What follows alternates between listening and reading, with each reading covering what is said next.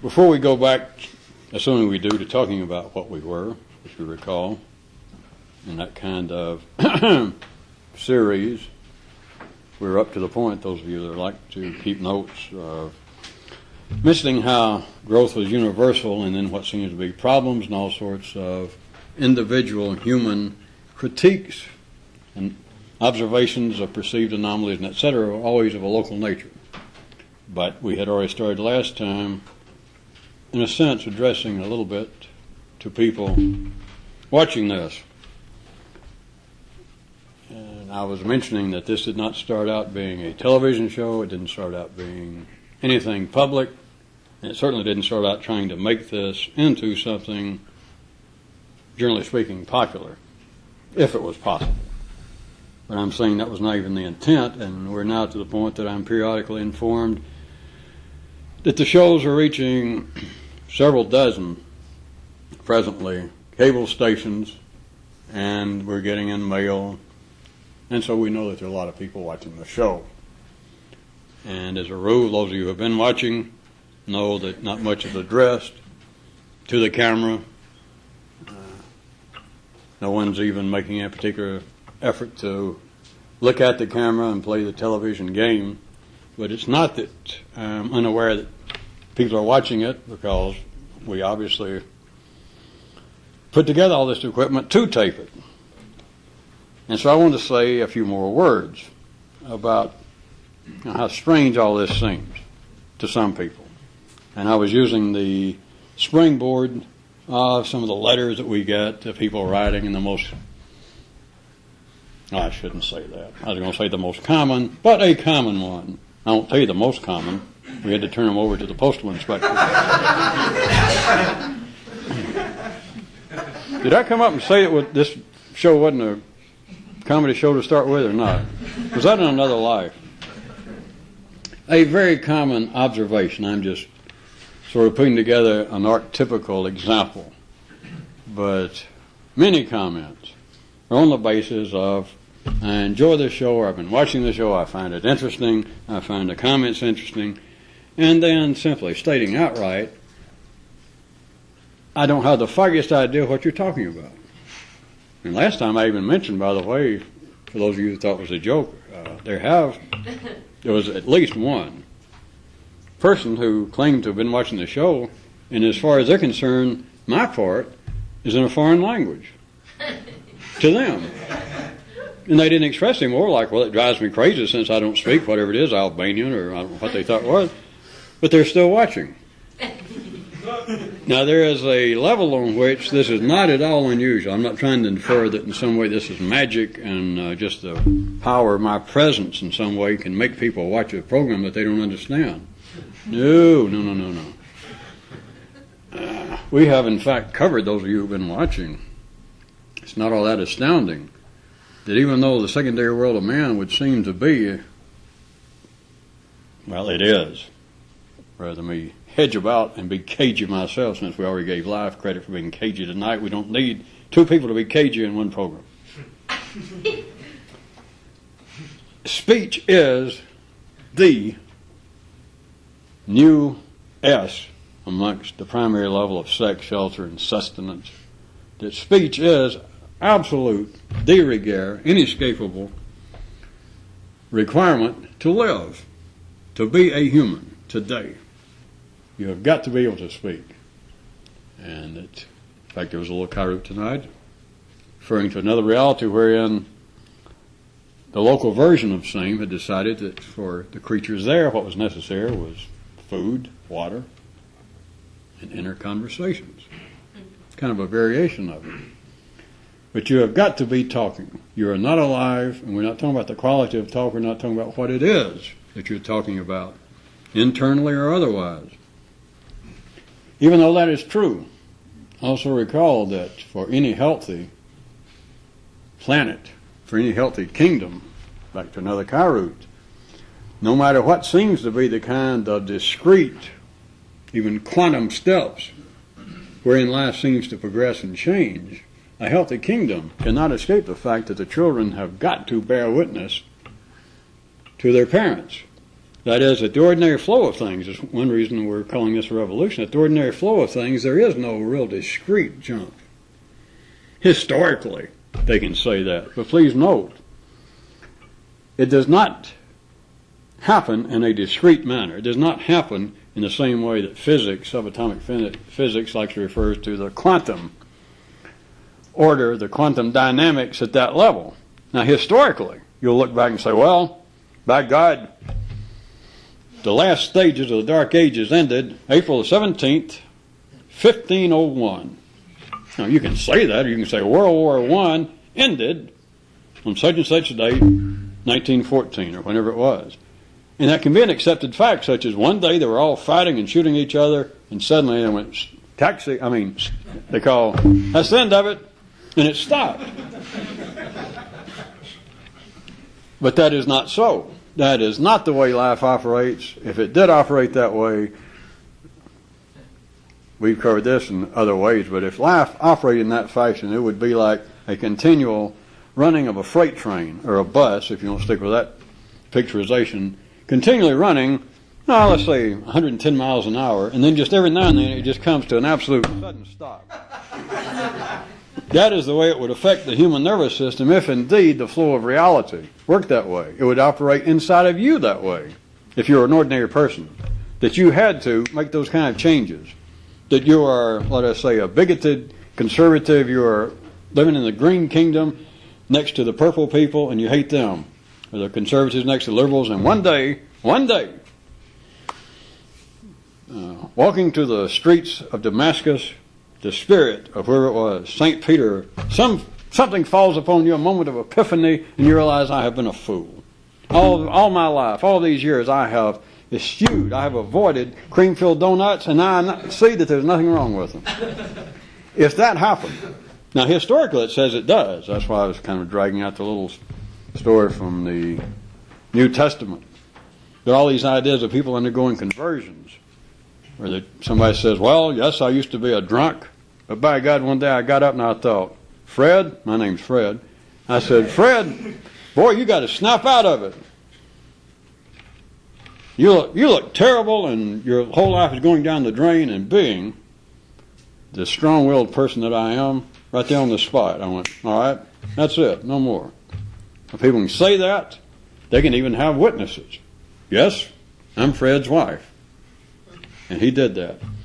But now, by now you know, I'm not going to stand here and try and play that kind of verbal game. It may apparently happen that way, but you do know that is not the way life works, and this is not to deny people's psychological, at the ordinary level, attitude toward life.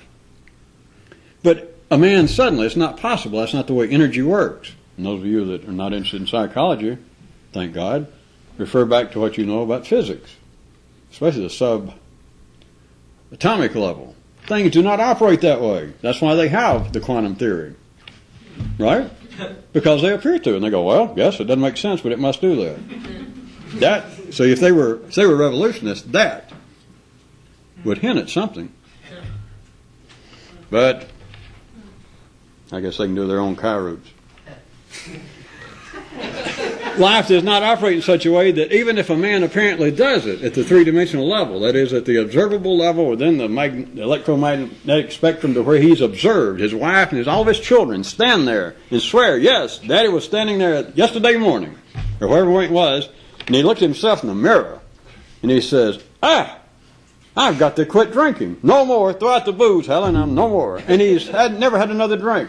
But you do know that life is not chopped up into those kind of discrete. Make it simple. Something led up to that. And certainly far be it to me to badmouth good booze. But the man has been spitting up blood. He's wrecked his car 14 times. He can't get insurance. He's lost 20 jobs. His liver is out here looking like he's carrying a combat boot under his shirt. It's simply that. The balanced, healthy flow of life from generation to generation, and you live out generation yourself in a different time zone. Istanbul, It is a flow. At the ordinary level, the children, a healthy kingdom, a healthy generation, a healthy reality that the children can do nothing but bear witness to the parents. Not just physically, of course, which they do.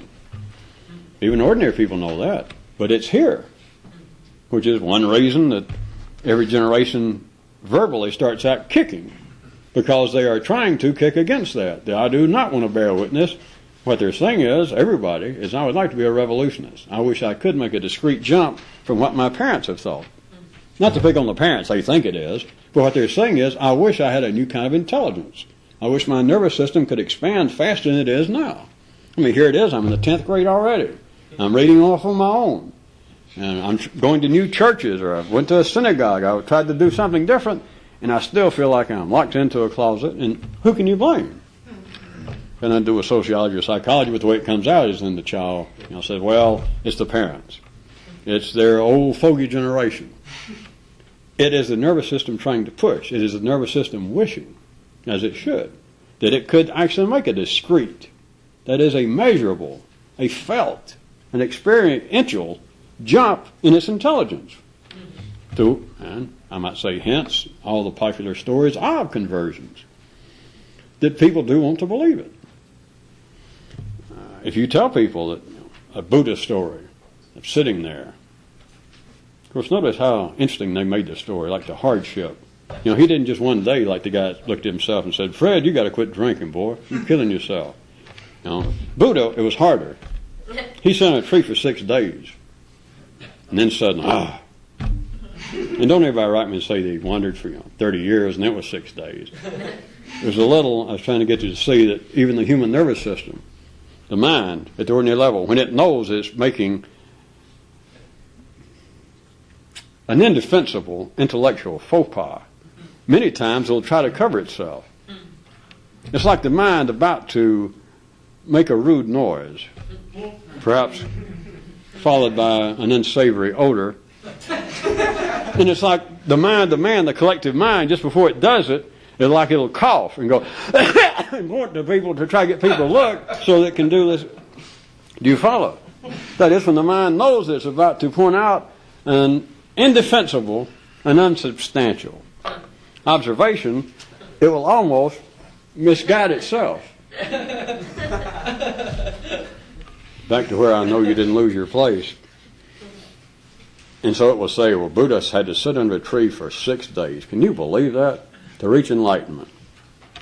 See, I could play that part, and then somebody said, well, you're being silly. I don't know what you got against Buddhism or the fine old fellow, because it wasn't 6 days. That was sort of the climax. He wandered around for whatever it was, 30 years.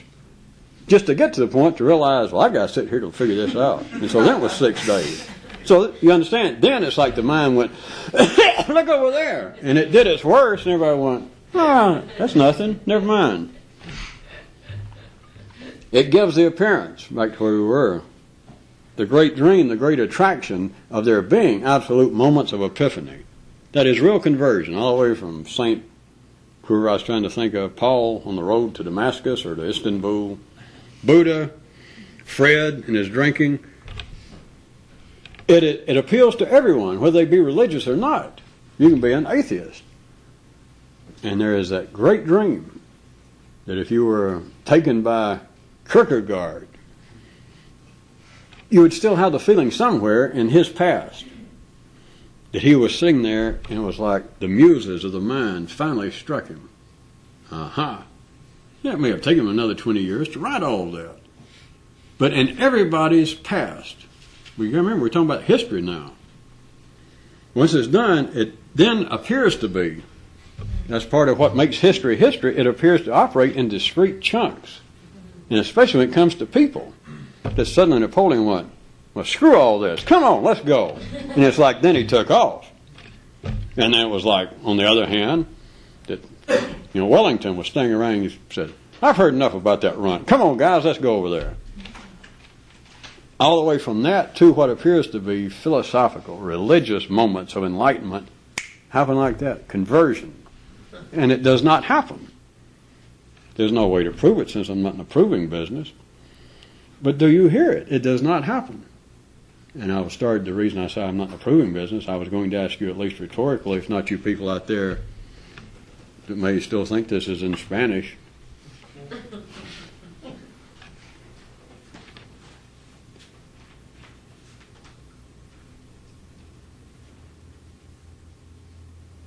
the feel is, the attraction is that if the human nervous system can move, if you can be wiser, if you could be more enlightened, if you could understand.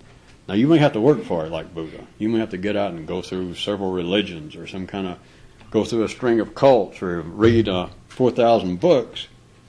But if you're lucky, if the gods and the fates are with you, one day it will go, pow. I was going to ask you, though it can't be proven, but those who can feel something, look around. It can't be proven.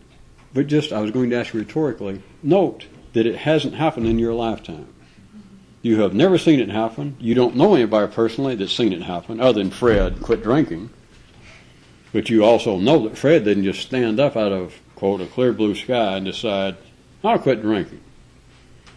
It was the size of his liver, the sight of blood every morning being spit up. But to the idea that a man will suddenly, in some way, even if he's worked for it and studied for it and took drugs and then didn't take drugs and fasted, and if the day came and things were just right, it would be this great moment of satori, that he would have his mind opened up and he would understand what was going on in life. And note, you have never seen it happen, and some of you people have been around the block. You haven't been living in Tenafly, New Jersey all your life in a basement.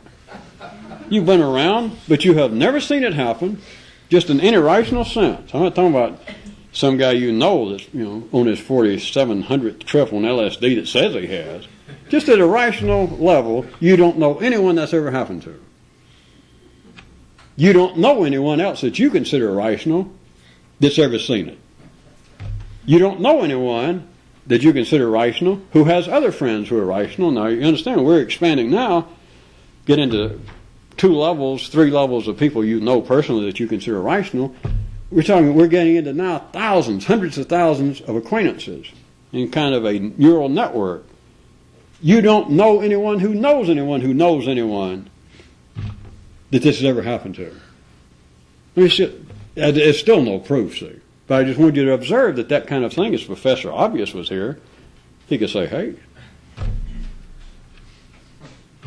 And yet, without that kind of pushing and shoving, your own nervous system responds to it and would support the idea that, yes, it does happen. It's got to happen. It just sounds right. Even though I pointed out that I just made up, just pulled out the word revolution to call this to try and start out to keep people who are interested, especially since we started taping it, to think, oh, I know what that is. That's a New Age version of Turkish chiropractic. I don't know. But it is a decent description until we finally wear it out, because a revolution would be distinguishable between evolution. And it is a revolution in that sense, that is, of longing for a discrete change in one's thinking and one's nervous system. At this end, of course. That is what everyone is wired up to want. Not people that watch this show, not people that have ever seen me or heard the Kyroots. All over the planet, at all times, the human nervous system being open-ended and unfinished, each person is, in a quite real sense, driven to long for a revolution, not an evolution. Can't be proven in any particular sense, but the proof of it, for those who can see, is the fact, where shall we start? That churches exist, that schools exist, that governments exist, that culture exists, that arts exist, that society exists, that there's any sort of dance going on, that is, that one person offers ideas, advice to another. At the ordinary level, to a would-be revolution, it means very little, but even a Kyroot tonight pointed out that one fairly sly, subversive old man told his kid, he said, I love you too much to give you mere advice, and yet I'm not wise enough to know what else to do. That is the nature of ordinary people, not just between people, not just between somebody that would be trying to dish out advice on a street corner, or a priest or a rabbi, to you. That you try to tell yourself, well, some of what I heard I can agree with and some I can't. You're giving your own kid advice. And a revolutionist has got to face up to the fact of, where did I get my credentials?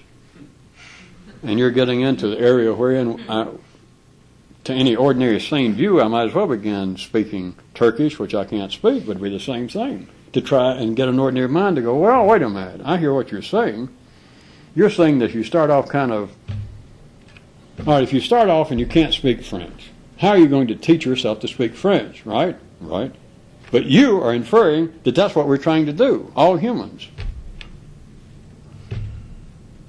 But then the ordinary mind can say, well, that's silly. If it was ordinary, it would just suspect maybe a brown spot, like a good yard dog. An ordinary mind just for a second might go, Holy Mother of God, that's true. How am I ever going to teach myself when I don't know what I'm doing? But just like that, it's gone. But that is what it amounts to. Not that it's wrong, but your own thoughts have got to be the children bearing witness to their parents. And everything you think, you're born with a certain mental hue, to take page 1 of the Kyroots tonight, and you can't help it. You come with it.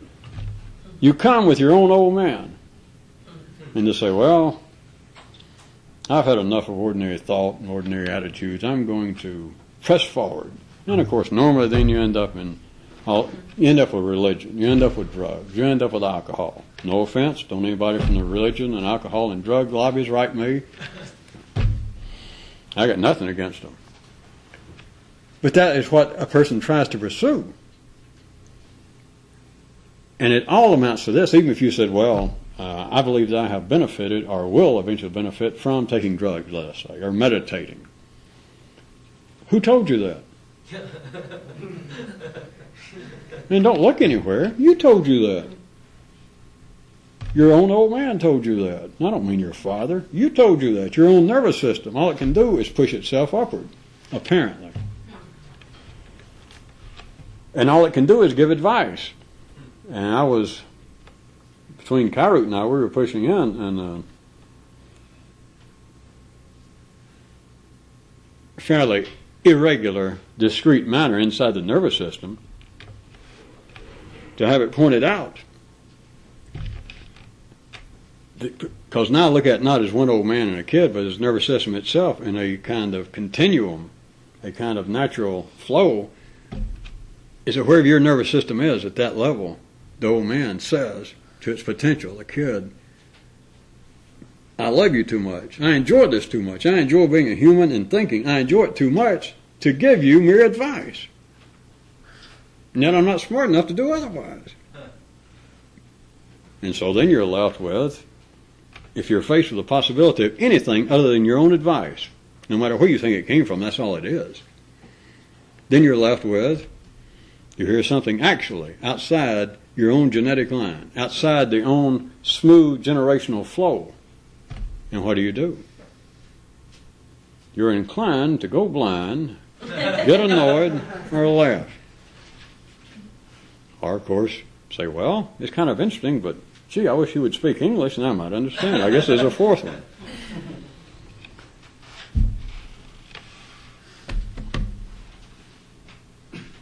That was still aimed to you people watching it until we get back into the, is it a series? Into the course.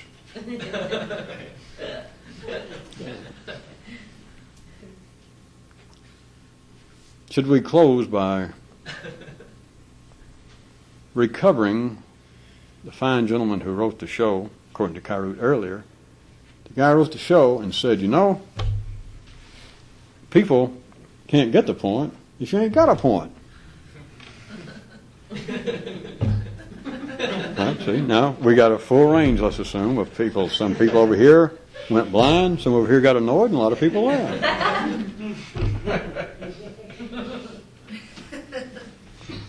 The healthy atmosphere, the net of juries, is tricky, as viscid as it may have sounded coming out being read aloud. But there is a kind of atmosphere, a kind of all-encompassing net made up of juries, in the sense of sitting over there in the box in the courtroom, and the juries continue with any choice.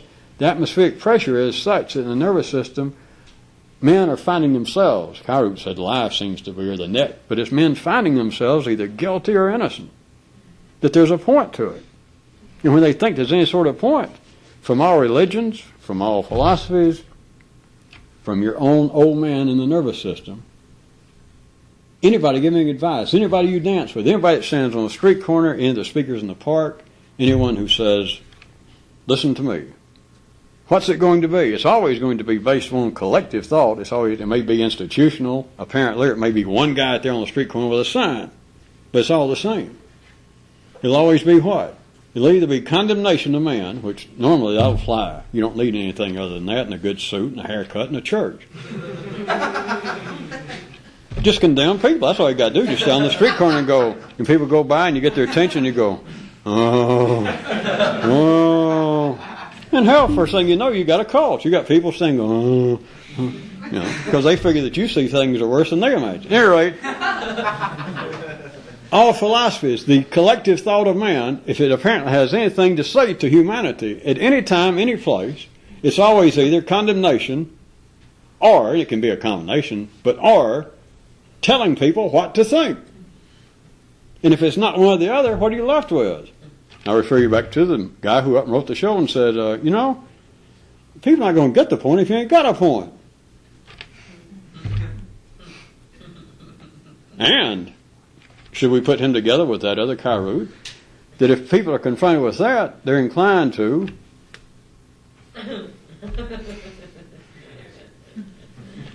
go blind, get annoyed, or laugh.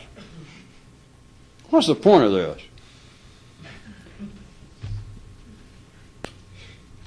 People do not like it for us to continue to back up or make the little caveats and the conditions of saying, all right, this is not an attack on religion, or this is not any censor of philosophy. People don't like that. I mean, I don't mean it drives everybody crazy, because many people just simply won't hear it. And many people they can hear the words and they just ignore it like that was just static, or it's like somebody going, but ever since they just go, well, never mind that, get to the juicy part. Stick it to the priest. Make fun of religion. Attack politics. And you say, no, this is not an attack on politics. And they go, yeah. And so then you make a symbolic statement using the body politic. And they go, oh, yeah. And if I had any profit, if we was dealing person to person, I could say, wait a minute, I said that you missed it. They go, yeah. Because if they could actually stop, if you could make people look in more than two directions. In other words, I say, it's not an attack on politics. Right. No, it's not. But listen, it's not an attack on politics. And they go, ha. No, you left the wrong place. I said it wasn't. Yeah, I know you said that. If you could suddenly make them see what was going on, that is, you'd be making them look in more than two directions, they would not be laughing, not like that. They'd be back in the position of going blind, or getting annoyed. Because then it would, have no point. Well, if that's not the point, what you just said, I mean, sure, I heard you say it was symbolic and metaphorical and all that crap. But now if you're going to say that literally, if you're trying to tell me seriously that what I'm laughing at when I thought you were sticking it to religion, if you're actually saying that wasn't it, then I've got to ask you. I'm talking for them. They'd have to say, what is the point? Why did you even say it? What are you wanting me to think? See? And if I say, well, I'm not condemning, that's the way it goes. All right, we got that part. Ordinarily, for an institution or for collective thought to actually be viable amongst humanity, it has to either be condemning people or telling them precisely what to think, which is what religion, they call it something else, but what to think, what to do with the nervous system, what to do with inner conversation. And so then they would say, well, wait a minute, you're not condemning me, right? You're not condemning the people you're talking about, right? So we got that out of the way. The only part left is, the only other thing, if there's any point to this, then it's got to be, well, tell me what to think. And it seems to be that we get to that point, and I either change the subject or we say good night. We just never get around to it. And the guy writes the show and says, people won't get the point if you don't have a point.